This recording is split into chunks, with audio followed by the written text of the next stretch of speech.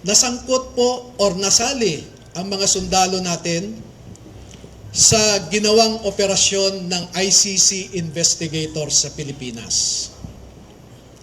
Unang dumating ang mga ICC investigators sa Pilipinas noong December of 2023.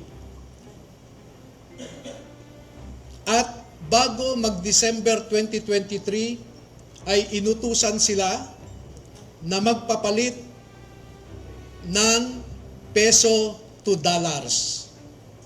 Dalawang maleta na ang bawat maleta ay may nilalaman na 56 million pesos. Kaya nakapagpalit sila ng equivalent to $2 million. At ang sabi ng mga executive assistants ni Ginoong Saldico ay pinaghahandaan daw nila ang pagdating ng foreigners.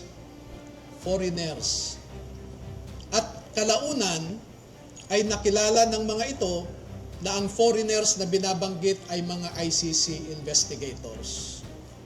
At nakapaloob dito na ang ginawa nila ay mag-interview ng mga witnesses na ipinapaarating sa kanila ni Sunny Trillanes.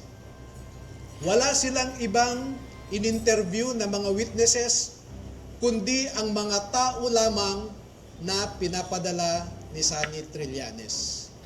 At ibinigay kay Sunny Trillanes ang pondo para sa pag-asikaso sa mga ICC investigators na ito.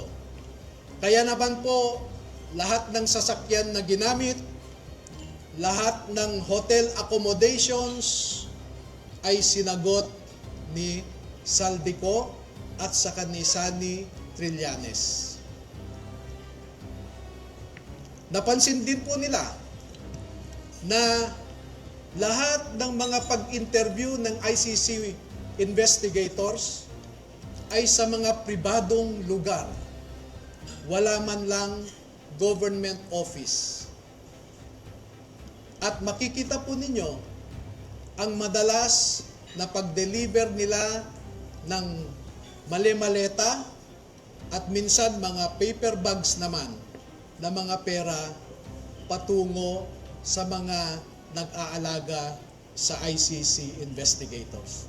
Lahat ng pagkain nila, lahat ng ginamit nilang sasakyan, lahat ng hotel, lahat ng mga condominium units ay sinagot ng grupo ni Sunny Trillanes at saka ni Saldico.